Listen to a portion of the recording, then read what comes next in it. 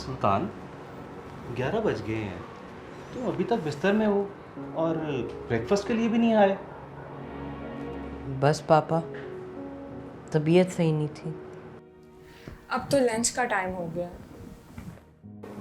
निदा, कुछ दिन से सुल्तान बड़ा अपसेट है। कुछ वक्त गुजारो उसके साथ। तुम परेशान मत हो, अब वो बहुत जल्द मेरे साथ बहुत टाइम गुजारेगा। क्या क्या मतलब?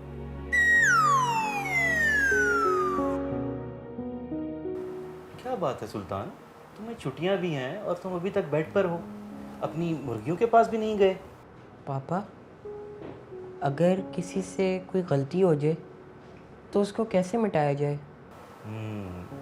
तौबा करके। हाँ, वो जो मैं 15 साल से कर रही हूँ। तौबा कैसे करते हैं? देखो बेटा, अगर गलती ऐसी है कि जिसमें अल्लाह और बंदे का ताल्लुक है तो सबसे पहले अल्लाह से माफ़ी मांगे। लेकिन अगर बंदे ने किसी और बंदे को तकलीफ़ पहुंचाई हो तो? फिर सबसे पहले उस बंदे से माफ़ी मांगो, वो बंदा माफ़ कर दे, फिर अल्लाह माफ़ करेगा। सुल्तान, लगता है अल्लाह रीता को कुत्ते ने नहीं तुमने काटा है। नहीं, आपकी ये आदत आपके बेटे में नहीं है। बेहतर है तुम मुझ पर टोंट ना करो, वरना आज का संडे भी मैं बाहर ही गुजारूंगी। तुमने किसी को तकलीफ पहुंचाई है? नहीं नहीं, कुछ नहीं। हाँ हाँ सुल्तान बेटा, माफी मांग लो आप, ताकि आपके पापा ने जो 15 साल से मुझे तकलीफ दी है ना, उसकी भी वो माफी मांग ले। इतनी ही तकलीफ पहुंची है तो निजात ले लो। सूजी लंदन पहुंच गई है, अब बहुत जल्द मेरा भी वीजा आ जाएगा।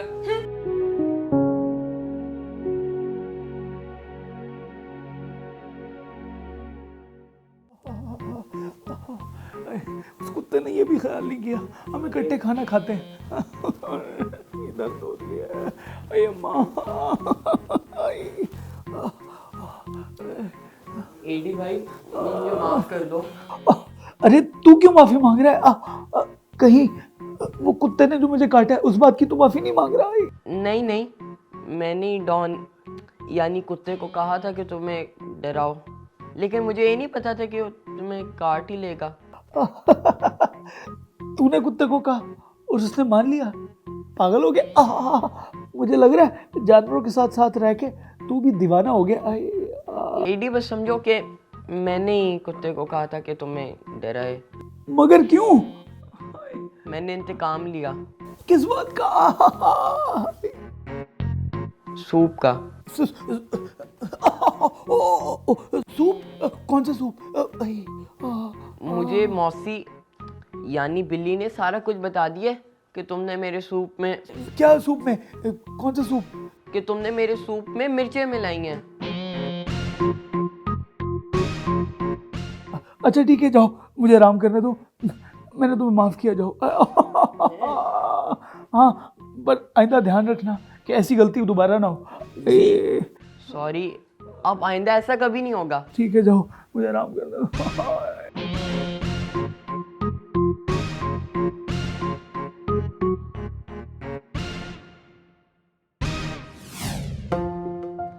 के सुरीली चमेली, मुझसे बात करो ना। मुझसे कोई भी नहीं बात कर रहा। मौसी, तुम तो मुझसे बात करो ना। मुझसे कोई भी नहीं बात कर रहा। मेरी कोई गलती नहीं है, तुम तो मुझसे बात करो ना।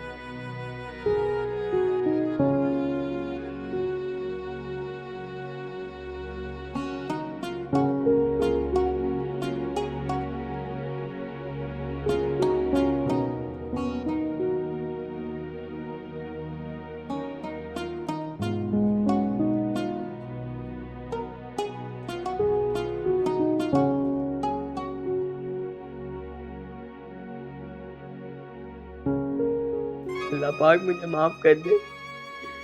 आइंदा ऐसा कभी नहीं होगा। जो मेरे मम्मा पापा भी टाइम नहीं देते और जब देखो लड़ते रहते हैं।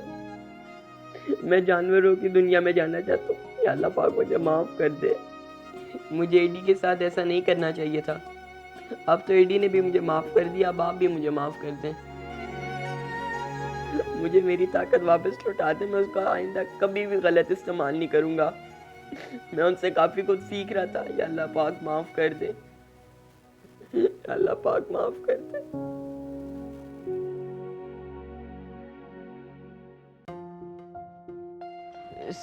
के सुरीली चमेली मुझसे बात करो। मुझसे बात करो। मुझसे बात क्यों नहीं कर रहे? कहीं ये मेरी ताकत चली तो नहीं गई? के सुरीली चमेली मुझसे बात करो ना। मैं सुल्तान। मैंने अल्लाह से और एडी से अब तो माफ़ी भी मांगी है। अब तो मेरी ताकत आ जानी चाहिए। ये बाबा किधर होंगे? बाबा बाबा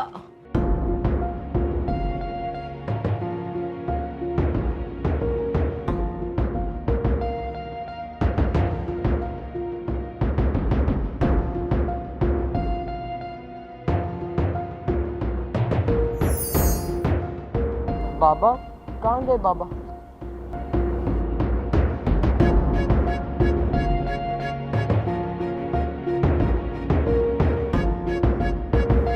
वो रे बाबा। बाबा बाबा कहाँ गए? ओ वो रे बाबा। बाबा ओ,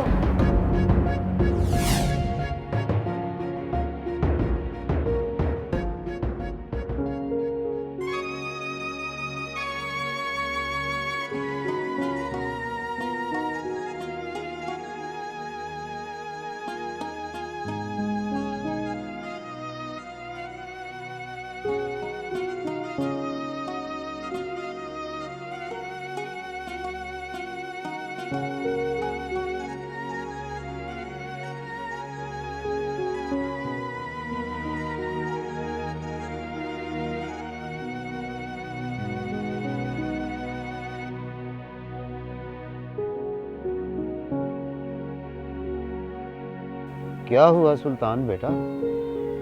पैर पर चोट लग गई? बाबा आप मुझे नजर आते थे लेकिन जब मैं उधर पहुंचता था आप मुझे नहीं मिलते थे। बेटा ये दुनिया भी ऐसी ही है।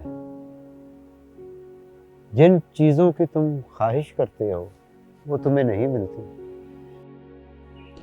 और जिनको तुम भूल चुके हो वो तुम्हारी शायरग से भी ज्यादा करीब हैं। कौन? अल्लाह मेरा रब।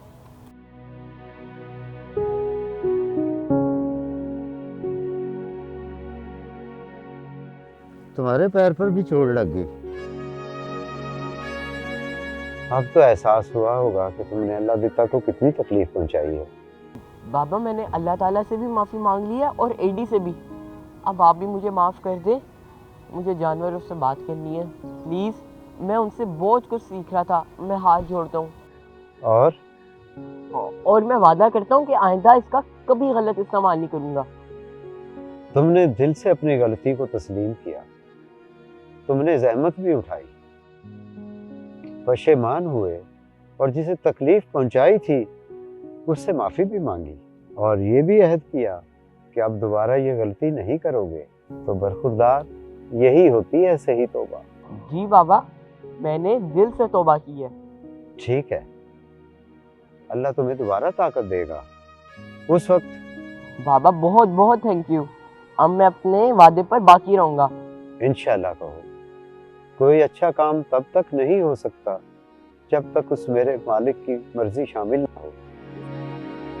इसलिए हर काम के लिए ये कहो इंशाल्लाह, अल्लाह चाहे तो। फिर उस काम के लिए पूरी कोशिश करो और फिर उसे अल्लाह पर छोड़ दो। जी बाबा अब मैं जाऊँ? केके से बात किए हुए कितने दिन हो गए हैं? जा सकते हो, लेकिन ये ताकत तुम्हें अब तक मिली नहीं है। क्यों? इसे दोबारा हासिल करने की एक शर्त है। वो क्या? अगर दोबारा इसका इस्तेमाल गलत किया तो ये चली जाएगी। ये चली तो जाएगी, लेकिन इसके जाने के बाद 1 महीने तक तुम्हें जो पहला परिंदा या जानवर नजर आया, तुम वही बन जाओगे। ये कबूल है? यानी फिर मैं 1 महीने तक उस जानवर की तरह फिरता रहूंगा? तुम्हारा जाहिर उस जानवर का होगा, तुम्हारी आवाज उस जानवर की होगी, लेकिन अंदर से तुम सुल्तान रहोगे।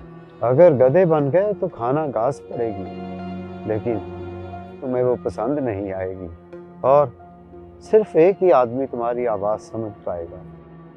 वो कौन? वो शख्स जो तुम्हें जानवर बनने के बाद पहली बार मिलेगा, सिर्फ वही तुम्हारी आवाज समझ सकेगा। सोच लो, सख्त सजा है। कबूल है।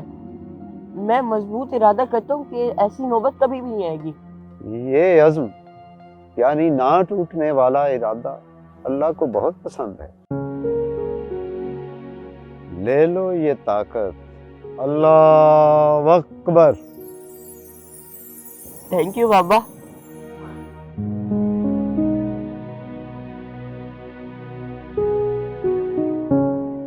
आप मौलाना जलालुद्दीन रूमी हैं? हाँ? बाबा कहाँ गए?